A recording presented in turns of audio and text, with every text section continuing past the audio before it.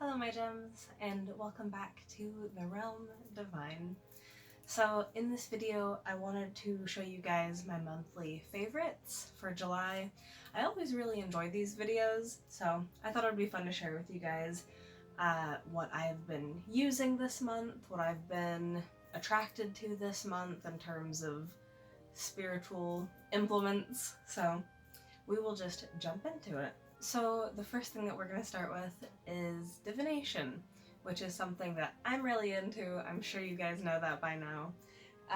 I've really been deep diving into tarot, learning kind of the different sides of the symbolism, like not just the traditional archetypal meanings for the Rider-Waite system, but also like the elements that the different suits represent and the numerology side of, you know, the numbered cards. So that's been really cool. And the deck that I've been reaching for a lot has been the Wild Unknown Tarot.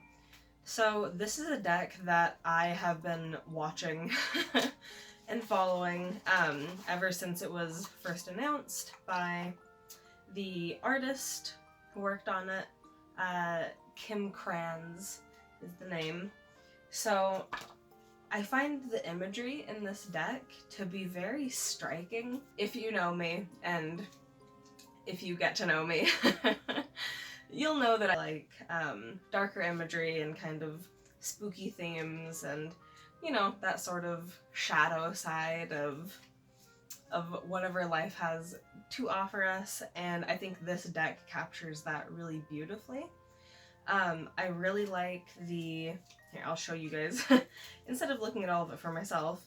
I really like that the artist kind of juxtaposes the extremely dark imagery with really bright pops of color.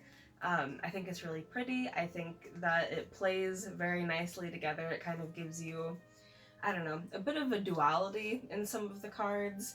And some of the cards are just bright, like this one here is very, not whimsical, but just doesn't really feel like a dark, brooding kind of image, where some of them definitely do. Like the Hanged Man here is a very spooky looking bat, but I think they're really cool. I've just been really drawn to this deck since I got it, which was, I think, a couple of weeks ago now.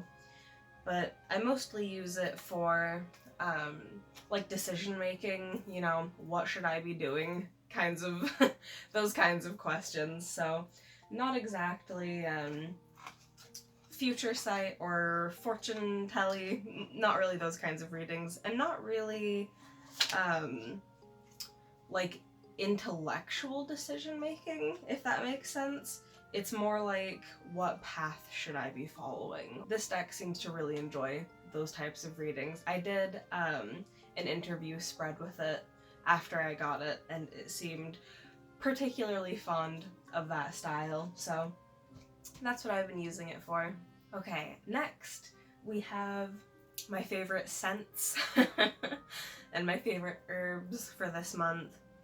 Oh my god, it smells so good. So we have lavender and chamomile.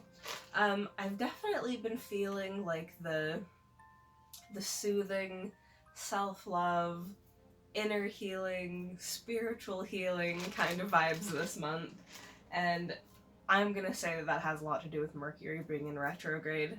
Luckily, we're on the tail end of that now, coming out of it, so hopefully things will go back to normal soon.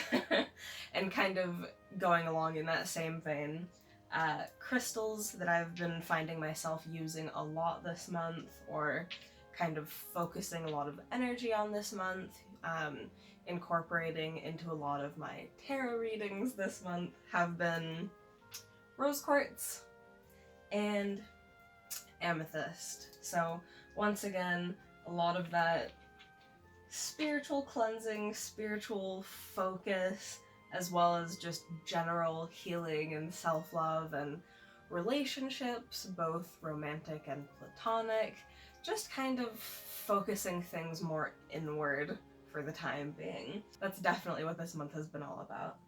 So next, and I'll insert some clips of it here somewhere, but there have been a couple of apps that I've really liked, and if you guys aren't familiar with them, I would definitely download them and check them out. One of them is the Galaxy Tarot app. I find it really, really useful if I don't have a tarot deck on hand, which isn't terribly often. I don't usually leave the house without one, but if I forget it and I really want to do a quick reading, pull a card for some reason, then that's the app that I find myself going to a lot this month. You can tell if the person who made it definitely reads tarot. It's very intuitive.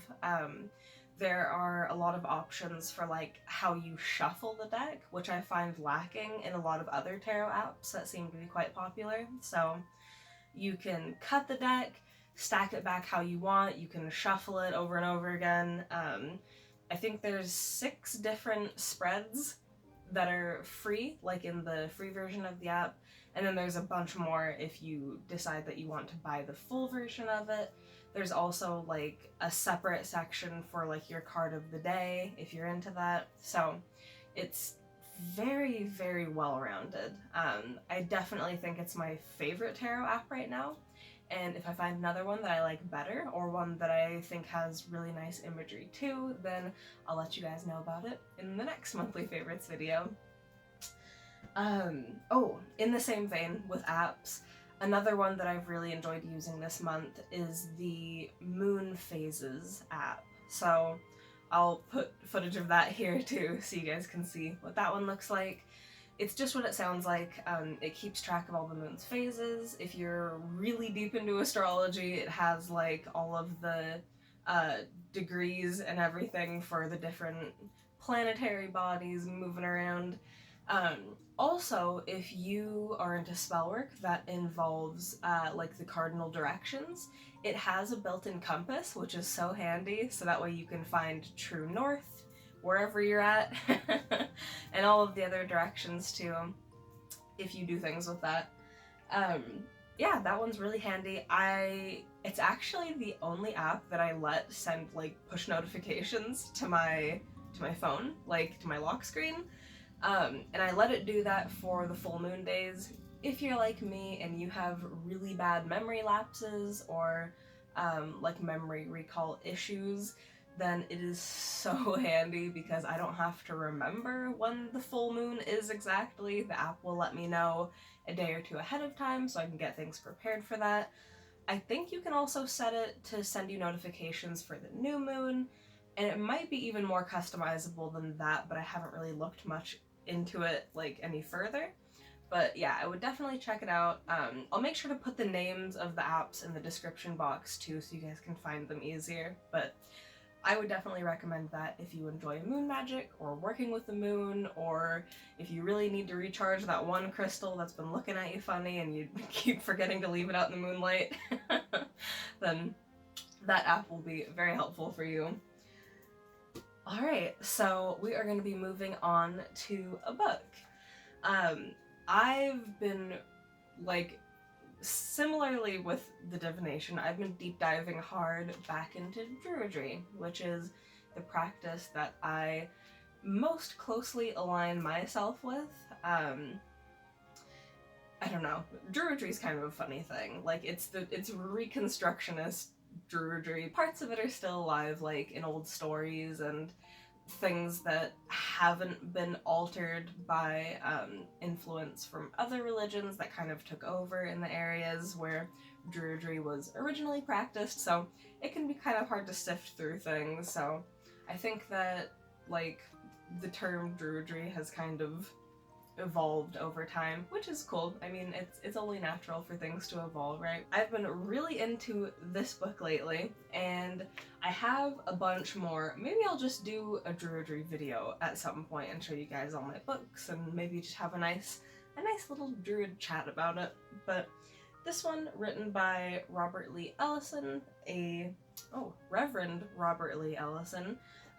He's a part of ADF, which is one of the druidic orders that are around today. I definitely think that this is a great resource if you are looking into Celtic spiritualism in any way, even if you don't necessarily identify as a druid or you don't really care about titles or labeling yourself or whatever.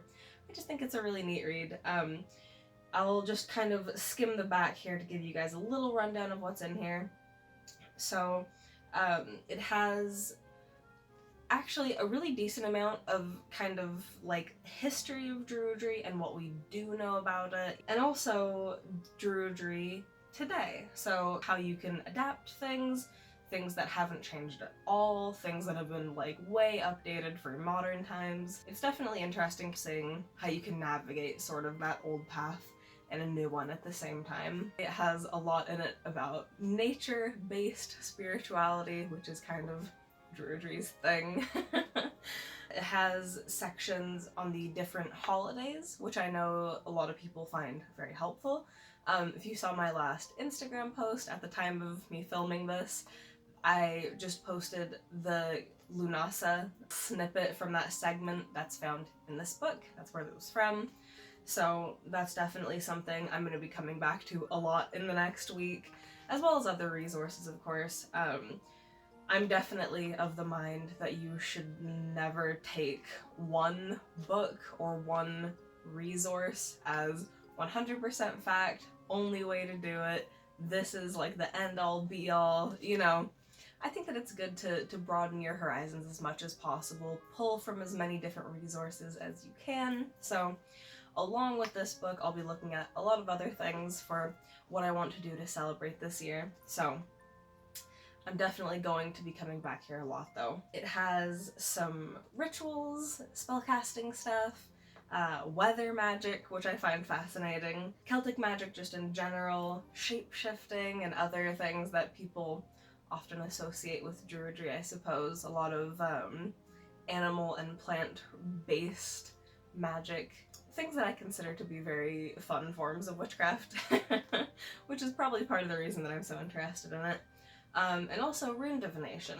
So definitely looking forward to getting into that. That's actually something that I want to focus a lot on next month, is learning more about runes, runic systems, and not just like Futhark, or however you pronounce it, the Norse runes, but there's a lot of other ones too, and even ones that you can just make up yourself. So I want to learn a little bit more about casting runes, because it seems like something that I would be interested in. I really love divination, so it tends to be something that I'm drawn to quite a bit. Yeah, if you are looking for a good resource, both from a kind of academic scholarly sort of standpoint with like traditional and historical elements, as well as modern spirituality, spellcraft, rituals, holidays, all of that stuff tied into like our modern world today, then I think this book is really cool. I've read it once before, but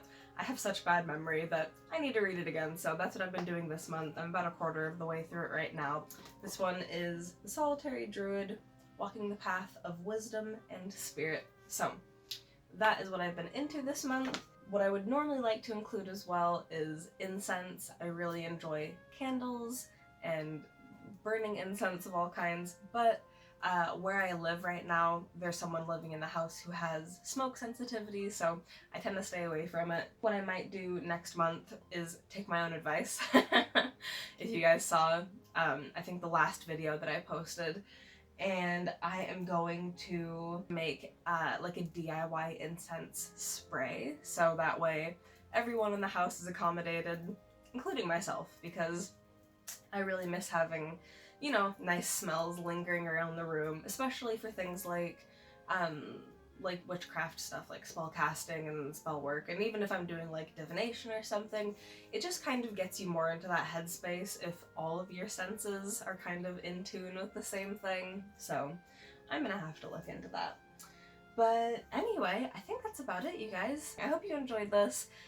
If you had any monthly favorites this month, let me know what they are down below. I'm always curious to see what other people are working with. Like this video if you liked it, and subscribe and hit the little bell icon if you guys want to be notified whenever I post. Alright, thank you guys so much for watching. Stay divine, and I'll see you next time. Bye.